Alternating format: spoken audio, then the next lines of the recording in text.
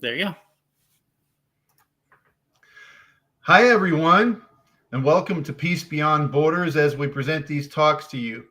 It's my pleasure to join you from a pagan perspective. I'm David Moore, and my religion is love.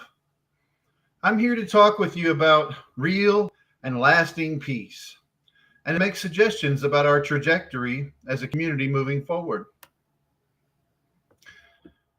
Peace. What is peace? Peace is widely known to be the absence of war or aggression and calmness and tranquility, right? Peace is associated with relaxation and trust, with comfort and contentment. Peace brings images of smiles, sleep, and signifies the absence of stress. Peace sets a stage where kindness, cooperation, collective thought and dreams, and compassion are born. Peace, therefore, is only the beginning. That's what it is, my family. It's a beginning. If humanity is to head in the right direction, peace is the starting point. What helps bring peace? If one is in a state of war, peace seems elusive because it is. One cannot simultaneously be relaxed and in a fight fueled by hate. There is more than one avenue to peace.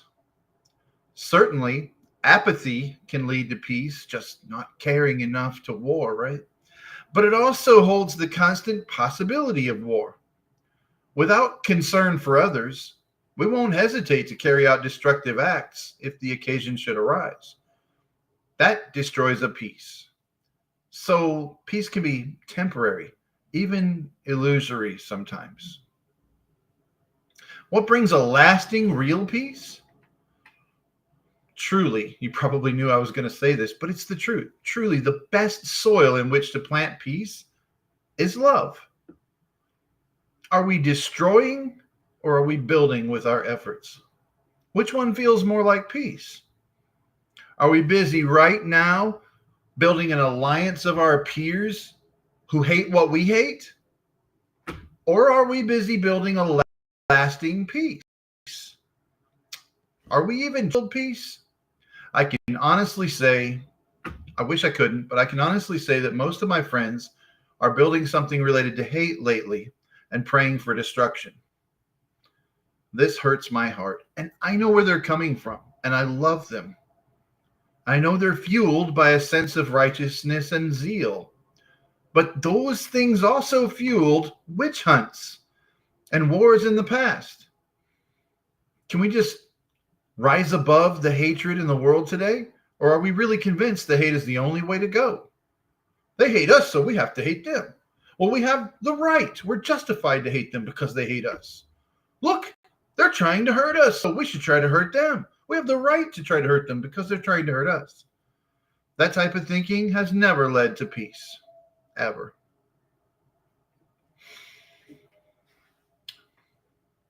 So, how can we build peace now? As I said, the best soil in which to plant peace is love. Let me expand on that. Can you close your eyes and focus on the things that you love? I can. Doesn't it bring a sense of inner peace? Love mixed with understanding brings compassion. That's what compassion is. Love with understanding. Compassion is what almost all of my friends claim to have in practice, but are recently failing to execute as well as they could. And that's why I felt the need to say something, because I love them and I love all of my human family collectively in general. Let me give you a practical example. Right now, there are those who would love to build a PAC, a political action committee centered on pagan rights. They believe voting and swaying others to vote the same way will bring needed changes. Well, Goddess bless them. I hope they're right. However, to me, suffering comes with either party's leadership, and oppression in one form or another results each time. Absolute power corrupts absolutely, maybe, and power corrupts, but Not everyone takes on the great responsibility that comes with great power, if you don't mind a Stanley reference. Have they thought instead to tunnel any such monies and efforts into helping those who need food or medicine? I mean, sure, they can console themselves saying that writing will affect that. I mean, that voting will affect that, that conditions will be better if they vote for the right people. But for how long? And will those filled with hate on both sides stop their fight in the event of a different election? No. The rivalry will persist. The war will persist in such a case. It just goes back and forth, teeter totter. The hate will continue. However, if pagans take the lead in feeding those who are in need, rather than simply complaining about the reason for their need, which all major parties share some responsibility for anyway, worldwide, what will Christian churches maybe feel the need to do? Probably to try and outdo us rather than undo us, and to feed even more people. That's the direction our differences should lead us to, a healthy competition to help others. That can be where our focus is. That can become a positive outcome.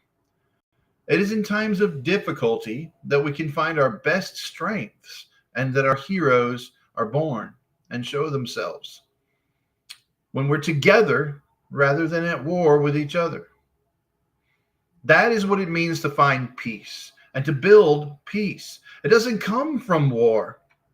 It comes from positive building efforts. It comes from compassion. It comes from love and understanding. We all know that Christian organizations already raise millions of dollars per year to help feed, house, and clothe those in need. We know that they fund children's hospitals and humanitarian efforts. If any of us see them as our rivals, why on Mother Earth are we not intent to outdo their kindness and see if we can do any better? Are the few of them who are truly against us inciting us to war instead? Is that where we want to put our resources? Is that even building at all? How would our resources be best spent? Trying to bribe politicians or trying to save lives and feed the hungry directly? How many pagan homeless shelters are there? I'd love to see even one, maybe there's one. How many medicine programs? Do we fund Doctors Without Borders? We have a few food banks. We do. And I'm so proud of that. But we can do better.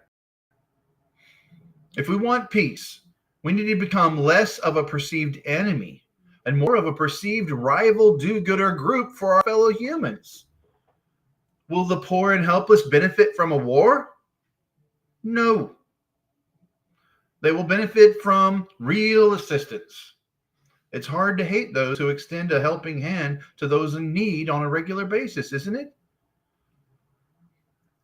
War just sets us up for even more hate.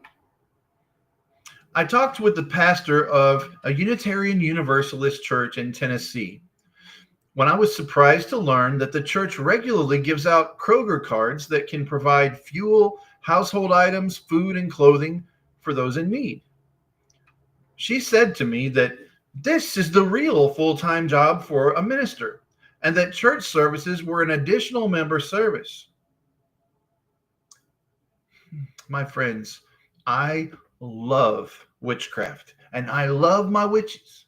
Don't get me wrong. And I appreciate that Unitarian Universalists hold a place for us and have cups groups and host meetings, allow us to do lay-led services from time to time, and a lot of other things that are very supportive of us. I appreciate all of that. I love my pagans. I do. But how many covens are structured that way? How many high priests would say that their full-time job is helping needy people and their additional part-time job is providing Sabbats and Esbits for members? I hope there are a few, but I know there are only few if so. I haven't run across one yet, and I've been a lot of places and met a lot of people. I'm just saying we can do better. We need to do better. We need to win others with goodness, not try to destroy them with more badness. Yes, they have practiced badness, some of them horrible things. And just adding more horrible things to the collective human karma isn't going to fix our relationship with our planet or with each other. Prove me wrong. Teach me how it's going to fix anything. I'm serious. We need to win others with goodness, not try to destroy them with more badness. It bears repeating. We need to compete with them, those we saw as our rivals, to win the hearts of humankind, not just exchange insults and protest. The cure to war isn't trying to win the war, it's to stop fighting it and get into the race to save humanity and our planet. And that, my dear family, leads to peace. I love you all, and I hope you have a fantastic day. Blessed be.